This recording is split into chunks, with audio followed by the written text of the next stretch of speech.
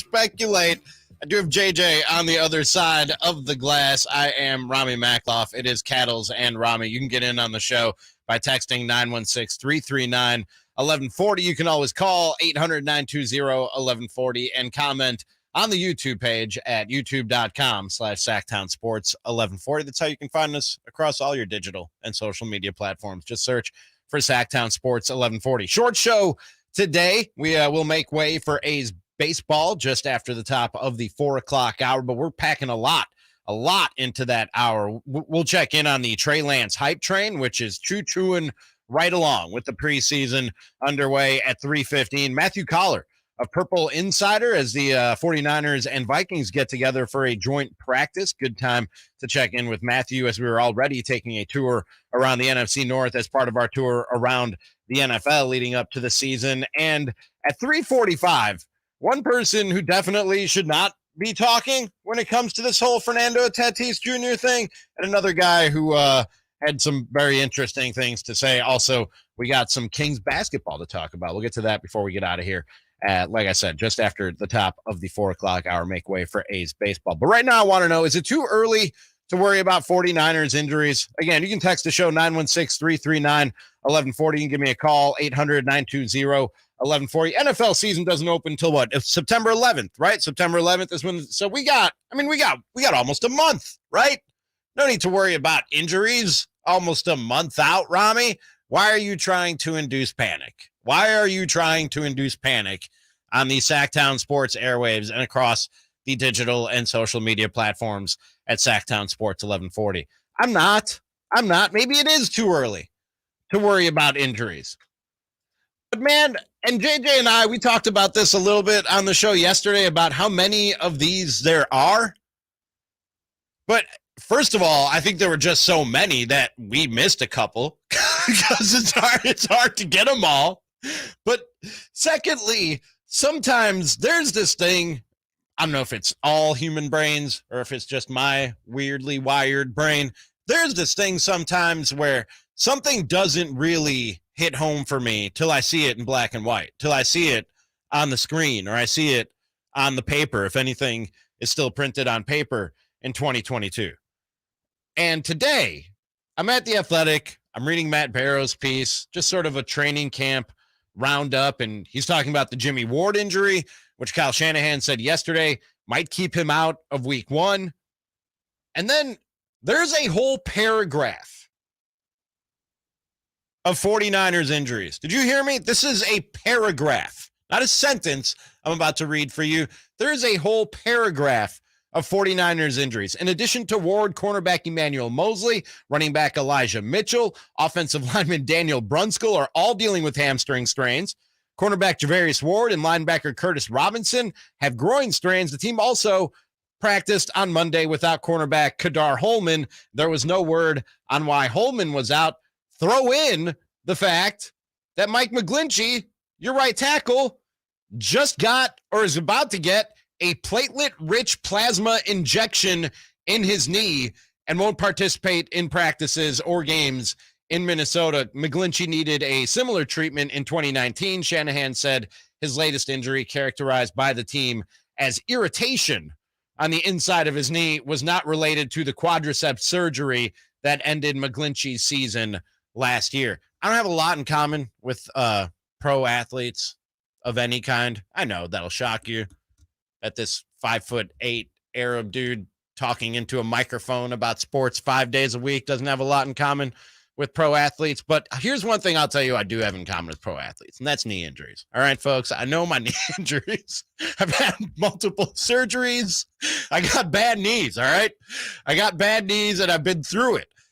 Now, I don't have the health care of an NFL offensive lineman, but I have irritation in my knee every day. I never got a platelet-rich plasma injection into either of my knees for some discomfort. All right, they ain't doing that for some discomfort. I'm not saying time to panic. I'm just saying, and I almost never believe any NFL head coach or GM when they have a reason to lie, and they always do when it comes to injuries. I can't believe that this is just some discomfort that he's getting a platelet-rich plasma injection into his knee for. In the same leg where he just had a quad surgery this offseason. I'm sorry. It seems like a little bit more than that. Here's what Mike Shanahan had to say about all these injuries piling up early in camp. It's been bothersome to me. I think they've all come after days off. I think it's been a real challenge this camp, more than any we've been in, with just how it's spaced out with these games and our day off rules, and to really get in a groove for guys. Once you get about 2 days in, they're getting a day off, sometimes 2 days off. So I think our biggest challenge has been these off days, how to come back from them. So he's trying to downplay it and say this is just a schedule thing and off days, and trying to explain it away. Meanwhile, when it comes to the Jimmy Ward injury specifically, listen to Kyle Juszczyk, the fullback, describe how they miss Ward in addition to just his play on the field.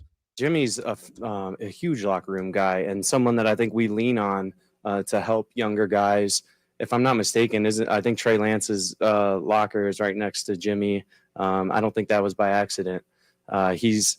He may seem quiet at times, but believe me, he's a leader, and he's one that talks a lot, kind of behind the scenes. And he's a guy, he's kind of a linchpin of our defense that gives us a lot of variety in the things that we can do when he's out there. That's Kyle Juszczyk talking about how they'll miss Jimmy Ward.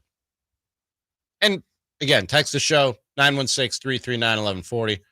Give us a call, 800-920-1140. Comment on the YouTube page. In addition to Jimmy Ward, Emmanuel Mosley, Elijah Mitchell, Daniel Brunskill, Travarius Ward, Curtis Robinson, Kadar Holman, and Mike McGlinchey all struggling with injuries right now, missing practice time. Is it too early to worry about injuries if you're a 49ers fan?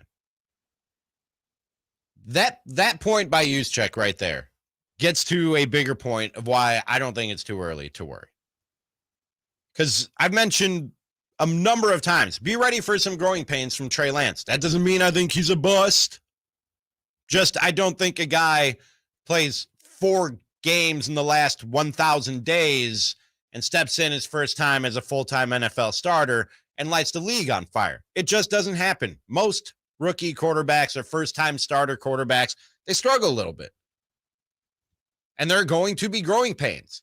And I've said that throughout those growing pains, if you want to stay the strong contender that the 49ers come into the season being, you're going to need other things to sort of prop this team up. You're going to need a really good defense. You're going to need a good offensive line to make sure that he has the time to sit back there and do the things a quarterback needs to do, especially when maybe it takes him a split second longer to process because it is his first time starting at the NFL level and seeing this speed week in and week out. All those pillars that you're trying to put up to make sure that you're prepared for the growing pains of Trey Lance are exactly where you're suffering these injuries. On the offensive line with the guard and a tackle down. On defense with Jimmy Ward, one of your best, I won't say your best defensive player because that's probably Bosa. One of your best defensive players and one of the biggest leaders on your team, to the point where they put him next to Trey Lance's locker, being out with injuries. These are, like I said, the pillars that you want up to have you prepared and braced for any growing pains and first-year starter struggles from Trey Lance. And just beyond that, and JJ, you brought up this point yesterday. I think there's a little bit of,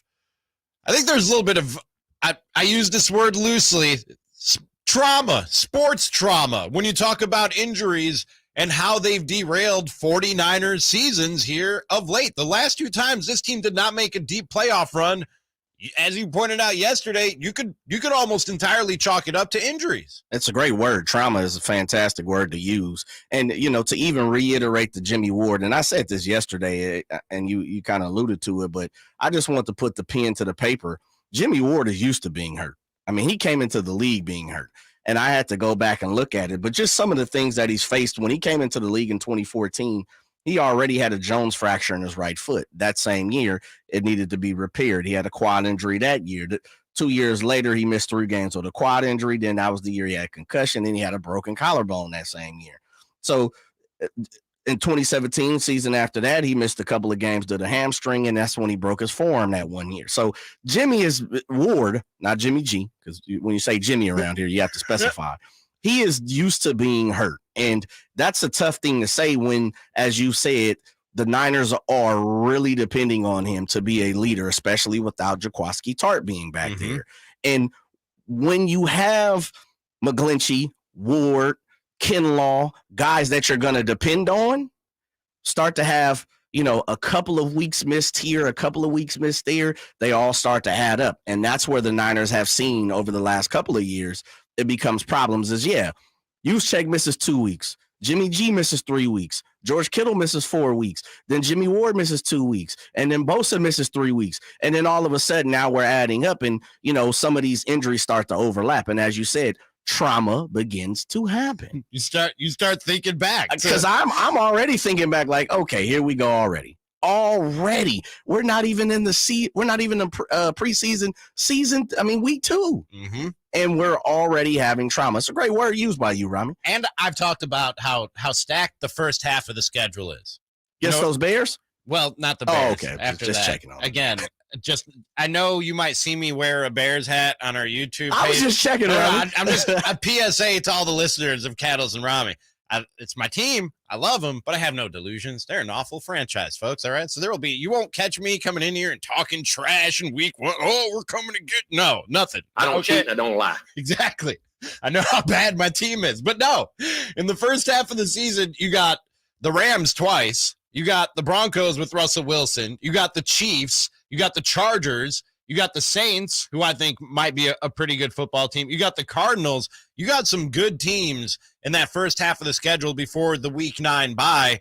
And if they have injuries on top of maybe some growing pains from Trey Lance, you might be looking at an uphill battle to get a playoff spot by the time that week 9 bye rolls around. If things keep stacking up the way that they're stacking up. Trauma. And yes, and I get why you might be fearful that things are going to keep stacking up this way because of the trauma that you've suffered, the sports trauma that you've suffered of injuries derailing 49ers seasons. It's happened twice in the last, 3 years, 4 years, which is a hard thing to forget. You start getting that feeling where you're like, oh man, here we go again.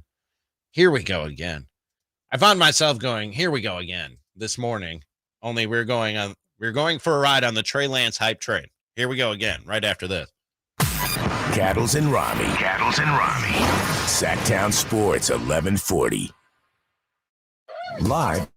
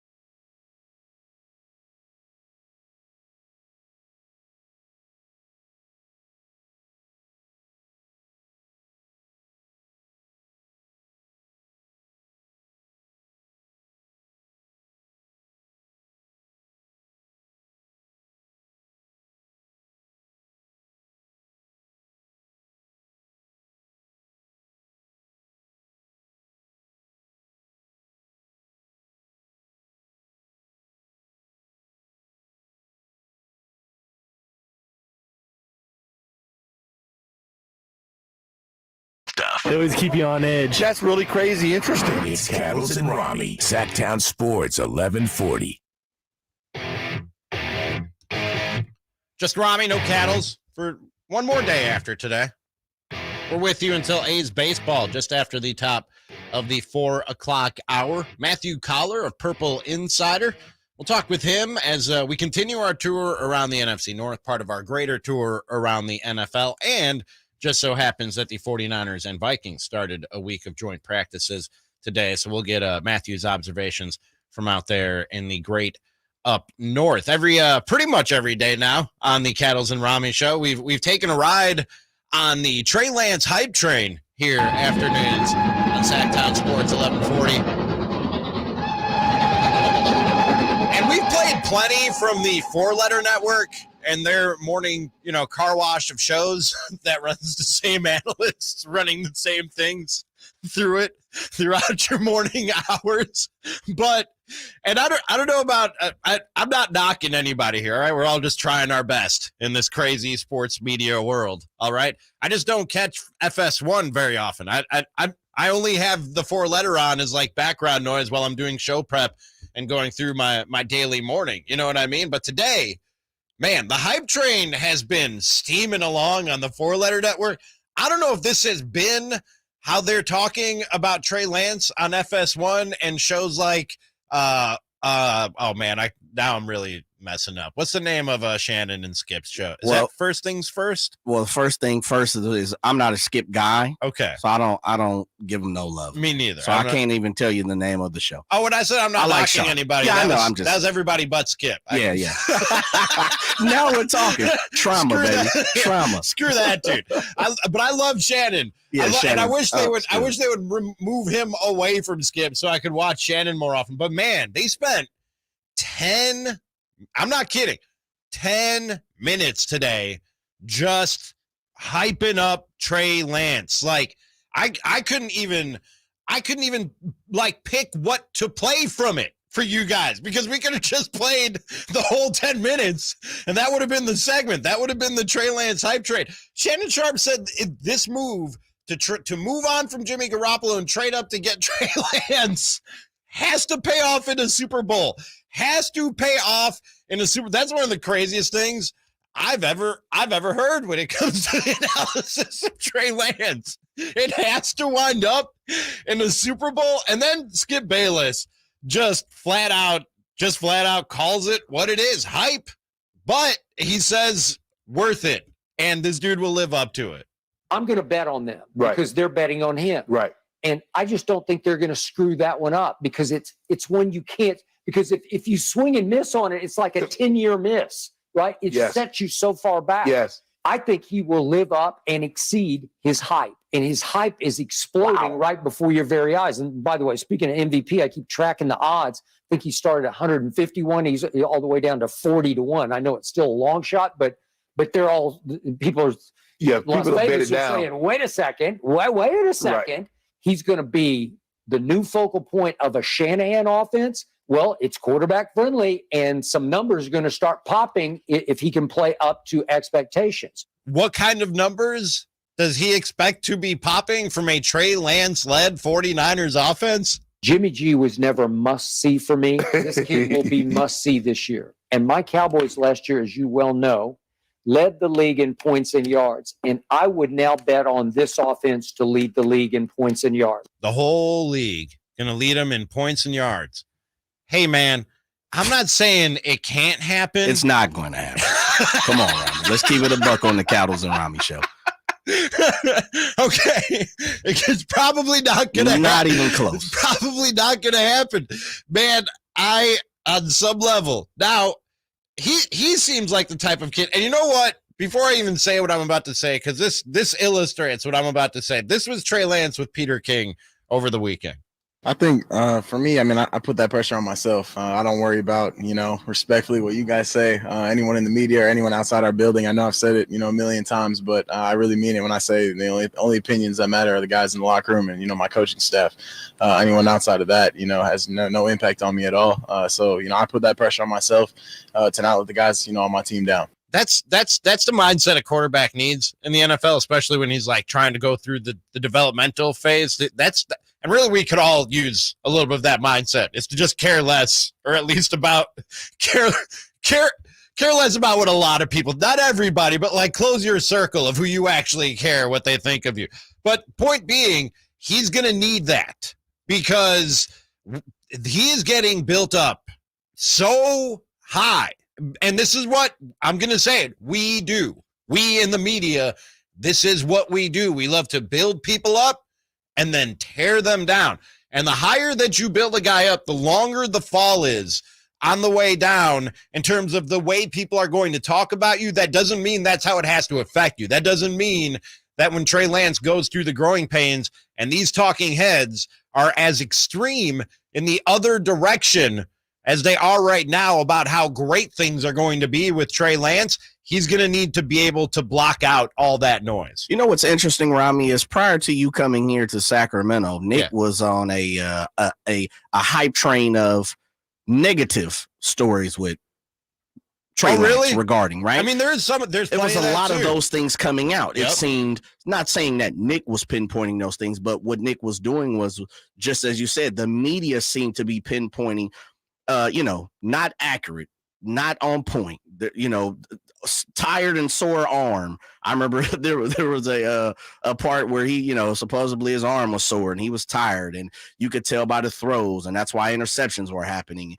So it's interesting in the fact that now all of a sudden, since you've been here for the last couple of months, that a lot of what we've been hearing is positive, where a month or two prior to you getting here was, oh my goodness, trade, Mike Silver, I've heard that he doesn't have a grasp of the playbook. Mm-hmm. All these different things that we've heard, and it's just interesting, man, how it's kind of like flip-flopped in the last 3 to 4 months. There was also over at The Athletic, let me just make sure I give Ted Nguyen from The Athletic was giving 6 observations just around the NFL, 6 observations from the preseason. And there is a portion in there talking about his struggles with ball placement in that game. See? That and what is that article dated? No, I know the article is dated, but yes, that's what I'm saying. But he says this is nitpicking with a small sample size, but 2 of his 5 throws had poor ball placement. Oh. And he pointed me in the direction of, do you watch videos from the QB school at all? No. It's really, like, if you like nerdy quarterback football which I don't. stuff. Don't worry about that. Yeah.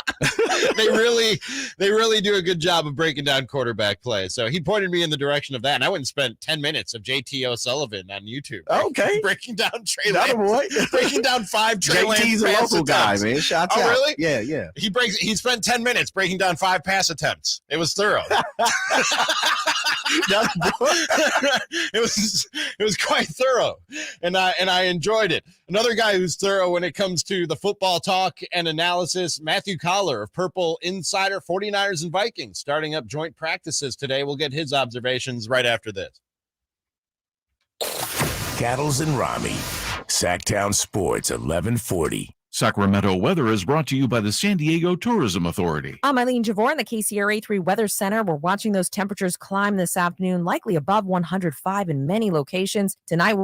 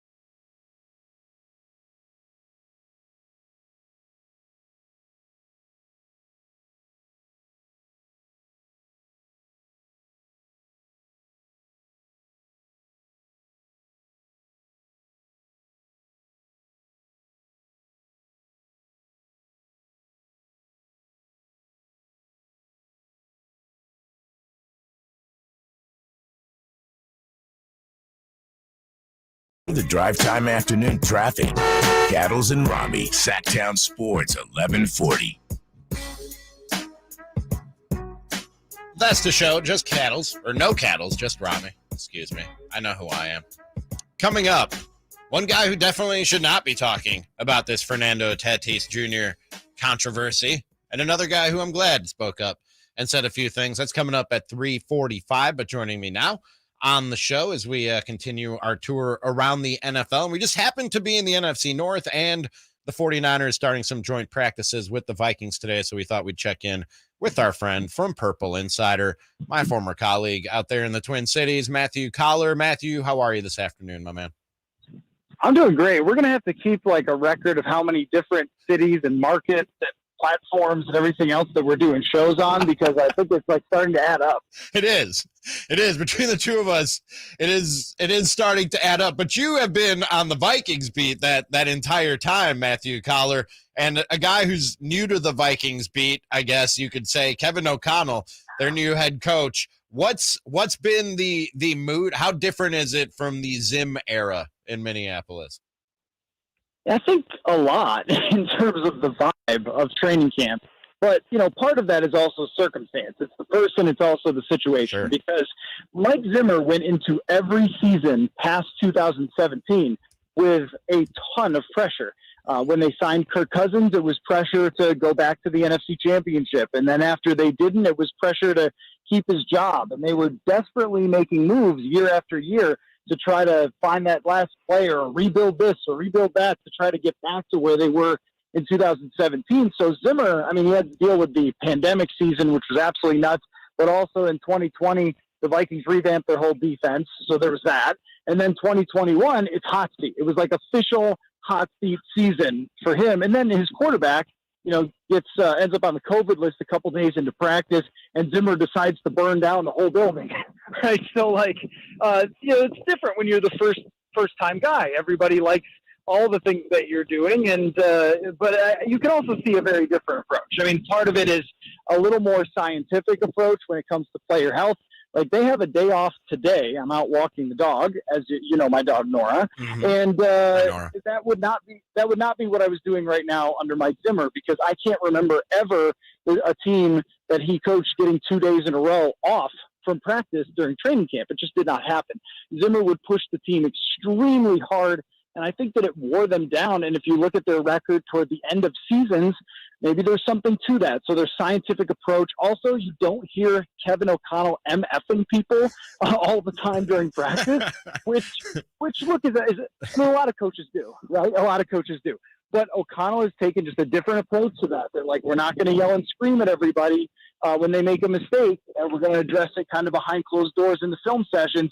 And I think that the players also having a say in what they're doing, having a more collaborative effort, which is what they've talked about, it seems like that's coming to fruition. All of those things are what the players wanted when they fired Mike Zimmer, and I think so far they're getting exactly what they wanted from Kevin O'Connell. When you and I used to sit in a studio together and talk Vikings football, I said many times, I think that trio of Spielman, Zimmer, and Cousins, whether people in that trio liked it or not, were attached at the hip. And when the era ended for one, that three dominoes would fall, and it would be the end of all three of those guys with the Vikings. Were you surprised that it was just two of the three and Kirk Cousins is still the quarterback? Yes, I was surprised, because I thought the same thing as you. I thought that you couldn't continue with the quarterback that got everyone fired. Realistically, what is it that determines whether you're going to succeed or fail? It's the performance of your quarterback. And so I think what they wanted to do was either get back in some sort of insane trade package for Kirk Cousins, because we know that they attempted to shop Kirk Cousins. So if somebody had come in with, we're going to give you a first and a third, I think that they would have pulled the trigger there. But if we look at what Carson Wentz or what Matt Ryan was traded for, people were not paying huge money. And even like Baker Mayfield, right? Or Jimmy Garoppolo still hasn't been traded. Like, people were not paying huge dollars for available quarterbacks in the trade market when it came to draft capital. So I think that they weren't satisfied with the offers that they got. And they said, well, why don't we extend him for the shortest amount of term possible? And then we can just see. Like, how much was Zimmer's fault is really what you could kind of put the tagline, like on those old NFL films recaps, there's like some tagline, like restore the roar or something, like everyone's saying about Detroit. Like, it would be like, was it Zimmer's fault for this year? Is kind of what they're looking for, because a lot of the other things stayed the same. The overall roster construction pretty much stayed the same. The quarterback stayed the same. I think that the right guard position is the only offensive position that is actually different. So they are like hardcore testing this theory. Was it Mike Zimmer's fault because he never really bought into Kirk Cousins? A lot was made of the whole Zimmer-Cousins relationship, and who knows how much of that is real and how much of that is creations of us in the media. But any noticeable difference in Kirk Cousins, either in his mood, his vibe, or in what you get to see on the practice field and what they're asking him to do with the football? I mean, to quote Seinfeld, it was real and it was spectacular. The differences of opinion of Mike Zimmer and Kirk Cousins, they did not see eye to eye. But the question is how much of that actually matters, because they had Gary Kubiak, they had Kevin Stefanski, they had good offenses that were by design to help Kirk Cousins. They ran the ball very successfully. They had great wide receivers. I mean, it was not a perfect offensive line, but it was like, far from a terrible offensive setup, especially with the success from the running game and then the emergence of Justin Jefferson as a superstar. So the question is being more collaborative with Kirk, is being nicer to Kirk, getting his feedback a little more, believing in him a little more. Like, do these things actually result in wins? And from my perspective, you're going to have to show that to me, because I think when a quarterback is 34 years old, and we have done this for this long with Cousins, like, what if you just gave him this, or what if you just did that for him? And it's still the same results over and over again. And for training camp, I mean, he looks like Kirk Cousins, right? Like, where there's some spectacular, super accurate throws, and then there are other times where it looks like something went a little haywire there. And I expect that to be similar, but they are running basically the Los Angeles Rams offense here, and you can't ask for much better than that. For expected points added last year, LA was number 1 in the league. I think they actually have improved what they can do with the offensive line, with Christian Darrisaw emerging and performing really well in training camp at left tackle. So, like, there's, I think whatever results happen, we're going to decide how much of it was Zimmer's fault. But you could end up getting just circumstances determining it one way or another. If there's injuries, it might look worse. Or if there's an easy schedule, it might look better. It's kind of hard to pick those things apart. But I tend to think that Kirk is going to be Kirk. I know you're going to get a look at the 49ers this week and the joint practices between these two teams. We, almost every day here on the show, we take a ride on the Trey Lance hype train, because he is the subject of discussion almost anywhere people are talking football, Matthew. And of course, they're not like middle of the road opinions on Trey Lance and what he'll be. He's either going to win the MVP or be a bust, according to most people who you hear talk about him. You cover the Vikings, but I know you watch all the football, and you're the most football-y football man that I talk to on a regular basis. What are your thoughts on Trey Lance as a quarterback prospect? Yeah, well, from that perspective, let's move Kyle Juszczyk up from the 100th best player in the league, shall we, folks? Because that's going to be Trey Lance's best friend. No, really, I think that there is the potential there in his skill set, his talent, to be a great quarterback. Now, that's always comes with a bunch of different caveats, with, like, if this happens or if that happens and so forth. But when you talk about arm strength, explosiveness, situation, which matters a ton. I mean, you dropped, a Zach Wilson last year into one of the worst teams in the league, and then his receivers get hurt. And like, what did you guys expect from this player, right? I think there will be bumps along the way. And I guess what I would look at it as the potential to have kind of a Josh Allen trajectory, where early on we questioned Josh Allen because it wasn't the most accurate. The processing wasn't totally there yet. And they won like 10 games, but he didn't have good statistics. And the fans were all about it, but there was outside skeptics.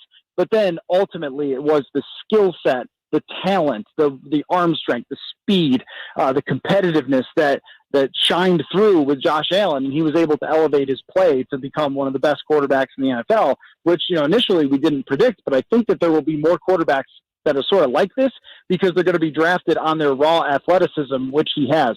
I mean, if you were starting a team right now and you couldn't get any quarterback who's already been a Pro Bowler or something, like where's Trey Lance ranked? Probably pretty high on that based on his skill set, his lack of experience, that you think he's just going to get better and better. But then also the fact that he gets Kyle Shanahan to go, with him. So I think that the potential exists for him to have a really good season. And by the end of the year, we're saying like, wow, the 49ers absolutely nailed it. Of course, it's possible that doesn't happen. But when you talk about the upside of someone and the situation where you get dropped into a good team with a fantastic offensive line for a coach, playmakers around him, a running game that they could succeed with, like I think there's just a lot for going for Trey Lance. Oh, that Better Call Saul finale was pretty awesome last night. Oh, so good. So good. I mean, after last night, like how many shows have completely botched the final season? Yeah. Right? No, you're right. I mean, they just nailed it. They just nailed it. I wouldn't change a thing. And to have Jimmy McGill, the real Jimmy, come out at the biggest moment, like we always ask sports players to do, shine in your biggest moment, Jimmy. I just thought like they brought everything together. I was almost like proud of the writers. So many people have botched the final seasons. Like, you guys did it. You guys did it. I was almost more relieved than I was like thrilled last night. Like, yeah, thank you guys, because you could have really left a bad taste in my mouth, but instead, probably my favorite show ever. You nailed it. You nailed it in this interview, Matthew Coller. PurpleInsider.com is where you can find him. Follow him on Twitter at Matthew Coller. Yeah, he covers the Vikings, but he eats, lives, breathes, sleeps football. And you'll tweet about Better Call Saul and other TV shows you probably love. My guest for the last few minutes. Thank you, Matthew. We'll talk again sometime. Yep, sounds good, man. Thanks for having me. There's Matthew Coller joining me. Our stop in Minnesota, part of our tour around the NFL, currently in the middle of the NFC North. We still got to get Chicago and Detroit in. We'll get that done. Got Detroit on the tip tomorrow. All right. That'll happen tomorrow. We'll talk some Lions. I didn't catch Hard Knocks this week. Did you catch Hard Knocks, JJ? I didn't. But, not. I'm always looking forward to Dan Campbell, so I'm going to definitely go back and take a look. Might do that today. With you until 4 o'clock, though, so I can't do it before then. Right after this, one guy who just shouldn't be talking about this Fernando Tatis Jr. thing, and another guy who I'm glad said a thing or two. That's next. Cattles and Ramie. Sactown Sports 1140.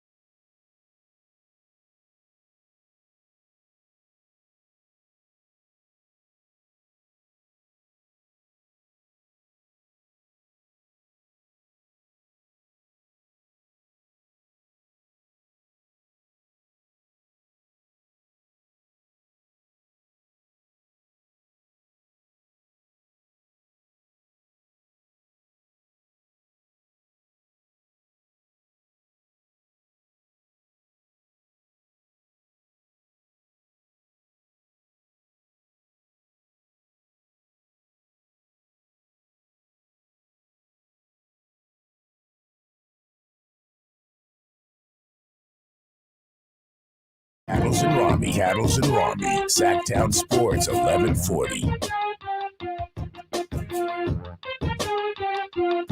That's the show. No Cattles, just Ramie with you till just after the top of the hour. A's baseball at that time. Continues to be fallout from this Fernando Tatis Jr. 80-game suspension for violating the league's PED policy. Well, Fernando Tatis Jr.'s father, Fernando Tatis Sr., has spoken on the midday show in his native Dominican Republic. And he said this in Spanish, so we figured I'd read the translation. So, everybody understood it, or at least you would hope or think that more people would I just wanted to make sure as many people understood this as possible, because I don't believe what this dude, I can't believe he has the gall, the audacity, the temerity to come out and say what he said. He said, I don't think there was a reason to destroy the image of a player over something as minor as that. Tatis Sr. confirmed what his son revealed earlier, that a topical spray to treat ringworm on the side of his neck contained the anabolic steroid, one that has been banned since MLB began its current drug testing program in 2003. I've heard some really bad excuses for why guys fail PED tests and end up suspended. A topical spray for ringworm is about as bad as it gets. It's about, my eyes almost rolled right out of my head when I saw that that's what this dude was claiming was the reason why he's suspended 80 games. Tatis Sr. continued. What came out positive in Junior's body is something that doesn't give you strength, first of all, doesn't amplify your weight training program, that's second, doesn't have any testosterone, that's third, doesn't contain absolutely anything that would give you an edge in the game, he said. What has occurred is a catastrophe for baseball. Why is it every time a guy gets busted for PEDs, I got people telling me how that PED doesn't help him be a better baseball player? Like, people are still trying to convince me that PEDs didn't make Barry Bonds hit baseballs better. Like, please stop, man. There's a reason these things are on the banned substance list, and it's because pump that back a little bit. Yes, you can. It's because it gives you an edge. It's because it gives you an edge. That's why these guys do it. That's why it's on the banned substance list. And in almost any other case, I would just chalk this up as, a dad defending his son and just keep it moving. You know what I mean? Wouldn't say a word about it. I'd just be like, I know my dad would do that for me. You know what I mean? My dad is ride or die. Whether I'm right or wrong, my dad's got my back every time. Has had my back plenty of times where I did plenty of stupid when you're wrong. Where you probably should just be like, on your own on this one. So that part of it I get. But, man, you were also suspended for PEDs. You're the last dude I want to hear from. You and that, the only thing I want to hear from guys that have their own PED track record when it comes to current guys is what A-Rod said yesterday, or the thing that we played A-Rod saying yesterday. Guys should learn from my mistake and keep it moving. I understand my legacy is tainted. I wish these guys wouldn't do it so that their legacy is also tainted. I don't need to hear from you, PED cheat, Fernando Tatis Sr., PED cheat senior. I don't need to hear from you, my man. I don't. You hold no credibility whatsoever. Not even a little bit. Not even a little bit. So what he said carries no water, no weight, and I'm still laughing at the notion that this could have been the result of some ringworm topical treatment. Stop, man, please. Meanwhile, a guy who had the opposite opinion of Fernando Tatis Sr. when it came to Junior was former Red Sox closer Jonathan Papelbon, who was on WEEI with Rob Bradford out there in Boston. And this is what he had to say about Fernando Tatis Sr. Here's another thing, too, is this whole Tatis stuff, man, like, man, it almost enrages me because, I worked my ass off for so hard and did it the right way. And for me to see stuff like that, man, it irks me so bad. And like, I'll tell you right now, Matt, if I was pitching, every single time I face that dude, I'm drilling him. I don't care if I'm bringing in a run and losing the game. That's why we need you back in the game, Pap. Well, that's why we need you. I mean, well, Pap, I don't know if you saw. So it's not a lot of times where you see the teammates throw a guy under the bus as well. I mean, so I don't know. Oh yeah, half of them. I don't know if you saw it. They were saying, he ain't been here all year. We ain't needed him, so we don't need him anymore. I think that his teammates are pissed off about it. Number one, because now they got to answer all these damn questions about it instead of focusing on what really matters. And so, in my opinion, as this continues, the Padres are just gonna fall by the wayside. And that's the other thing about, like, when a guy's teammates come out and don't even have his back, that's how you know that the alibi is bad. That's what makes Fernando Tatis Sr. coming out and seconding that or backing up that alibi makes it all that much. His own teammates even came out and were like, man, this crap's got to stop. Every time we turn around, this guy's doing something that keeps him off the field. It's a tough place to be in because he's a youngster and he's a guy that they depend on. He's their all-star, one of their all-stars now at this point. But as someone that is a father, it is definitely difficult to reprimand your child sometimes. It is definitely difficult, as I'm a father of only one. And so, a lot of times you might allow them to get away with certain things, but I'm with you on this. Sometimes you got to call a spade, my man. And sometimes it is what it is. We can't beat around the bush, and you messed up and you have to pay the piper. And that's where Tatis Sr., I know it was in the Dominican Republic. I know, their hometown and everything else. Sometimes you just got to be real and upfront about the situation. And your son messed up, man. He messed up. It's good. He still gets to keep the money, though, Ramie. Yes, he does. Come on now. Yes, he does. And by the way, you pointed me in the direction of this today. He was an investment firm invested in Fernando Tatis Jr. and a bunch of other minor league. They gave a total of $26 million to 77 baseball players in 2017 and essentially invested in their futures as baseball players. And in all these deals, got a slice of their future earnings. So these fraudulent earnings that Fernando Tatis Jr., this $340 million in fraudulent earnings that Fernando Tatis Jr. is getting is a portion of it. We don't know exactly how much. It's somewhere between, what was it, 1 and 12% was what all these deals were. Yeah. With the average of being 8%. So yeah, per deal. If Tatis's deal was 8% of his earnings and remains in effect for the 14-year duration of his Padres contract, that would mean they're getting $27.2 million of that money that they invested back from Fernando Tatis. I feel like we should go after these guys. They're like the Enron of Fernando Tatis Jr. You know what I mean? But you know what? The thing about it is you don't have to sign with him. No, you don't. And they are definitely almost as a predator. They're preying on some of these young fellas in the minor leagues and thinking that they're going to go ahead and win. But you don't have to. I think it's more or less, this is the thing. And I said this to you off there. Tatis was almost a can't miss prospect. Mm-hmm. And so I kind of get where, he was signing the deal, get a little money. I can push a couple of Teslas and have a little jewels around my neck and I'm good. Versus some guys, I'm pretty sure the company, they're not, they're making smart investments in certain players. But how many times have we read there's, the number 1 pick, the 3rd pick, the top 10 pick, a first round pick who doesn't pan out?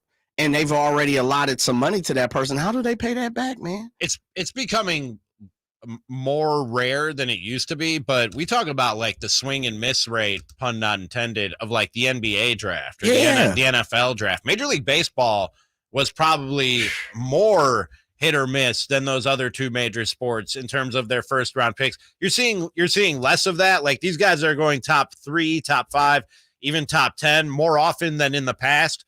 Are panning out. I don't know if that's advances in analytics, scouting, probably some combination thereof, but it seems like they're hitting more on these top picks than they used to. But man, over the course of history, JJ, it's so many busts when you talk about top picks in Major League Baseball. It's just a difficult situation, and I find it as someone who's kind of been in that situation now. Of course, not a top pick or anything, but if you're putting money in front of me, it's almost the argument that we've been talking about for college compared to the NIL now that you can, go get your money. But that's kind of one of those things is, do I help my family out as much as I can right now, get it up front, bet on myself, and in the back end, I'll pay you. It's a tough situation, man, especially for youngsters. Real quick, before we wrap it up here in just a couple of minutes, we should mention, and our very own Carmichael Dave had this first and exclusively, we now know when the Sacramento Kings season will start out there at the Golden One Center and right here on Sactown Sports 1140. It'll be Go Sacs! October 19th. They'll host Dame Lillard and the Portland Trail Blazers. I'm fired up for basketball season, man, because A, basketball, you know what I mean? But B, I moved into Midtown, JJ, and I have a feeling that business is going to pick up in terms of the nightlife and the socialization once the basketball season starts. Well, knowing like you, man. 15, 20-minute walk from Doco. Oh, you are? Me and my place in the stadium. Oh, man, you might as well go ahead and jump one of those scooters, brother, and get there faster. Why not, man? Come on, brother. Go ahead and download the app and jump on one of those bikes. You'll be fast, man. They do. Those things move fast. Have you not jumped on one? I've not yet. Come on. I've seen people zipping down my street, and I'm like, man, you got no knee pads, no helmet, no nothing. You're moving with traffic. Yeah, man. Come on now. You are. If you do that, it's kind of like one of those things where you see guys put the hook or the band around their legs when they're jumping on the bikes. I could see Ramie jumping on one of the scooters, fresh out the house, the pad, and you put one of the rings around you. Maybe I will. But I'm looking forward to getting out to Golden One Center and hanging out in Doco for a few Kings games starting on October 19th with Dame and those. Are you more Trailblazers. pumped up for basketball or football? I know it's a crazy question. I know where you're going, but football for the pure sport of it, and that my Sundays, I now know what I'm doing with my Sundays. But basketball for like the overall, what I think effect I think it has on the city and going out and doing things. If I'm not, am I right about that, JJ? Oh yeah, Okay. definitely. It's a one-trick pony around here. It's definitely led by the Kings. Okay. I get you. Well, I'm looking forward to it. Well, hey, listen, if you're in Midtown and you check with Ramie, hopefully he's on the scooter. If you see Ramie on the scooter, go ahead and take a pic and shoot it in 916-339-1140. Our thanks to Matthew Coller, Purple Insider, who joined us. And thanks to you for listening and contributing to the Cattles and Ramie show this afternoon. Thanks to JJ. Verlade is back tomorrow. Nick is back Thursday. This has been Cattles and Ramie on Sactown Sports 1140. But I'm no island, peninsula maybe. Makes no sense, I know crazy. Give her my lap, no looking.